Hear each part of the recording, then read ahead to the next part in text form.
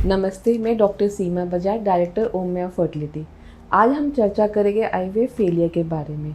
जब IVF fail हो जाता है तो उसके बाद क्या करना चाहिए, पेशेंट उसको कैसे डील करें। आप सबसे पहले ये समझिए कि एक आईवीएफ का प्रोसेस आपकी बहुत सारी टाइम, एनर्जी और मनी स्पेंड करता है और उसमें जब फेलियर मिलता है तो बहुत पेशेंट निराश हो जाता है। लेकिन आपको ये पता होना चाहिए कि आईवीएफ का सक्सेस रेट 50 to 60% है। अगर 100 पेशेंट्स का आईवीएफ होता है तो उसमें से 50 से 60 पेशेंट ही प्रेग्नेंट हो पाते हैं। तो फेलियर के बारे में डिस्कस करने से पहले हमें ये समझना होगा कि आईवीएफ का प्रोसेस क्या होता है, उसकी क्या प्रक्रिया होती है। ये एक गर्भधारण का प्रोसेस है जो कि आपके शरीर के अंदर हो रहा था, उसको हम एक एम्ब्रियोलॉजी लैब में करते हैं। आपके को कुछ इंजेक्शंस लगते हैं, आपके अंडों को बाहर निकाला जाता है वजाइनली अल्ट्रासाउंड गाइडेड। उसके बाद स्पर्म से मिक्स किया जाता है और एम्ब्रियो बनाया जाता है। इस एम्ब्रियो को वापस यूट्रस में इम्प्लांट किया जाता है। इसको आईवीएफ या टेस्ट ट्यूब बेबी बोला जाता है। तो जब आईवीएफ सक्सेस नहीं होता तो उसके बहुत सारे कारण हो सकते हैं। कुछ कारण ऐसे हैं जैसे एज आपके एग के नंबर और एग की क्वालिटी दोनों को इफ़ेक्ट करता है। दूसरा है स्पर्म, जो कि अगर स्पर्म की मोटिलिटी अच्छी नहीं है, उसकी मॉर्फोलॉजी अच्छी नहीं है या स्पर्म काउंट कम है, तो ये भी आपके आईवीएफ के सक्सेस रेट पर इफ़ेक्ट करेगा। तीसरा है कि अगर आपको कोई यूट्रस में प्रॉब्लम है, यूट्राइन कॉज भी हो सकता है। उससे इम्पॉर्टेंट कॉज होता है कि आपको किस तरह के इंजेक्शंस लगे हैं स्टिमुलेशन के। आईवीएफ के प्रोसेस में आपके एग्स को बढ़ाने के लिए इंजेक्शन लगाए जाते हैं जो कि करीब 10 से 12 दिन होते हैं। आपके किस क्वालिटी के इंजेक्शंस हैं, किस नंबर में लगे हैं, कौन सा ड्रग प्रोटोकॉल है, ये एक बहुत इंपॉर्टेंट पार्ट होता है। और उससे ज़्यादा इंपॉर्टेंट पार्ट हो जाता है एक लैब, एम्ब्रियोलॉजी लैब, जिसको हम बोलते हैं हार्ट ऑफ आईवीएफ। इसके अंदर आपके जो एम्ब्रियोज़ हैं उनको कल्चर किया जाता है, फर्टिलाइज किया जाता है, एक इंक्यूबेटर के अंदर रखा जाता है।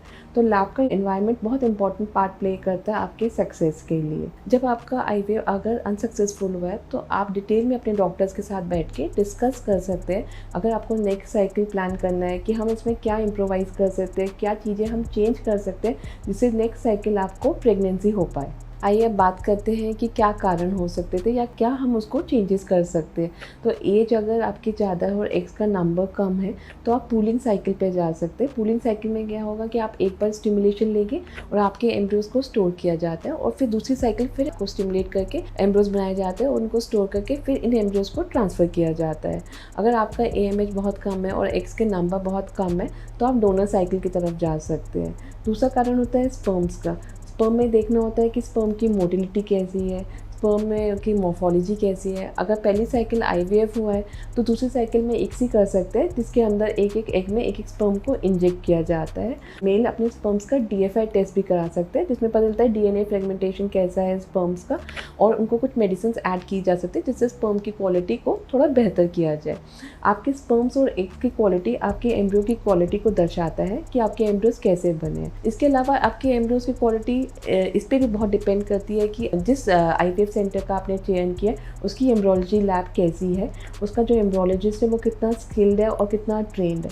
तो ये एक इम्पॉर्टेंट फैक्टर हो जाता है जिसको हमेशा एक कपल या पेशेंट्स को ध्यान रखना चाहिए कि आईवीएफ का किस सेंटर का चुनाव कर रहे हैं, उस सेंटर की जो एम्ब्रियोलॉजी लैब है उसका एनवायरनमेंट कैसा है। क्योंकि जो एम्ब्रियो आपके शरीर में बन रहा है उसको जो एनवायरनमेंट आपके शरीर के अंदर मिल रहा है वो एनवायरनमेंट उसको बाहर किस एम्ब्रियोलॉजी लैब में मिलता है। उसका टेम्परेचर मेंटेन होता है, ह्यूमिडिटी मेंटेन होती है, उसकी एयर क्वालिटी कैसी है। ये इंपॉर्टेंट फैक्टर हो जाता है जो कि आपकी एम्ब्रियोज की क्वालिटी को दर्शाता है। कुछ ऑटो इम्यून डिसऑर्डर्स भी होते हैं जो आपके आईवीएफ के सक्सेस को कम कर देते हैं। ऑटो इम्यून डिसऑर्डर्स में क्या होता है कि एंटीबॉडीज़ बनती है आपके हेल्दी सेल्स के अगेंस्ट। तो कई पेशेंट्स को पता ही नहीं होता कि उनको कुछ ऑटो इम्यून डिसऑर्डर्स है, और जब प्रेगनेंसी फेल हो जाती है या प्रेगनेंसी नहीं हो रही थी और जब टेस्टिंग के दौरान उन्हें पता चलता है, तो अगर आपको ऐसा कोई डिसऑर्डर्स है तो उनको पहले आप उसकी मेडिसिन या उसका करेक्टिव ट्रीटमेंट लेना बहुत ज़रूरी हो जाता है। इसके अलावा लाइफस्टाइल डिसऑर्डर्स भी होते हैं जैसे कि एल्कोहल है, स्मोकिंग है, वेट अगर आपका बहुत ज़्यादा है, तो ये सब बातें आपके प्रेगनेंसी या आईवीएफ के सक्सेस को कम कर देगी। अगर आप अल्कोहल ले रहे हैं, स्मोकिंग ले रहे हैं, तो उनको आपको कम करना है या बंद करना होता है क्योंकि स्पर्म्स और oocyte दोनों की क्वालिटी को इफ़ेक्ट करता है। इसके अलावा अगर क्रोमोसोमल डिसऑर्डर्स होते हैं, अगर आपके रिकरेंट आईवीएफ फेलियर्स है या इम्प्लांटेशन है फेलियर्स है या मिसकैरेजेस है, तो उसका एक कारण आपके क्रोमोसोमल अबनॉर्मलिटीज़ भी हो सकता है। तो सबसे पहले हस्बैंड एंड वाइफ दोनों का केरियो टाइप होता है। उसके बाद अगर उसमें कुछ अबनॉर्मलिटी निकलती है तो फर्दर टेस्टिंग होती है। इसके अलावा पीजीडी भी हो सकता है, जिसमें पीजीडी के अंदर क्या होगा कि एम्ब्रियोज की बायोप्सी की जाती है और कुछ सेल बाहर निकाले जाते हैं और टेस्टिंग के लिए भेजा जाता है। इससे पता चलता है कि आपके कौन से एम्ब्रियोज ठीक है, किस एम्ब्रियो में मोज़ेक है, किस में एन्यूप्लॉइडी आ रहा है। जो एम्ब्रियोज ठीक होते हैं वो आप ट्रांसफ़र करवा सकते हैं। इससे आपके चांस ऑफ सक्सेस बहुत ज़्यादा हो जाते हैं। एक यूट्राइन भी एक बहुत इंपॉर्टेंट कारण हो सकता है आईवीएफ का ना सक्सेस होने के लिए। अगर आपके यूट्रस में कोई पॉलिप है या एशरमैन सिंड्रोम है तो उससे इंपॉर्टेंट होगा कि हिस्ट्रोस्कोपी की जाए, जिससे आपके यूट्रस की कैविटी पता चलती है। और अगर उसमें कोई सर्जरी करनी है, जैसे पॉलीपेक्टमी करनी है या एशरमैन क्या होगा कि आपके बहुत सारा जाला टाइप बन जाता है यूट्राइन कैविटी में, उसको रिमूव करना हो तो ये करेक्टिव सर्जरी आप अपने डॉक्टर से डिस्कस कर सकते हैं before going for next IVF cycle. अगर आपका पहला आईवीएफ अनसक्सेसफुल है या सक्सेस नहीं हुआ तो आपको हताश होने की ज़रूरत नहीं होती।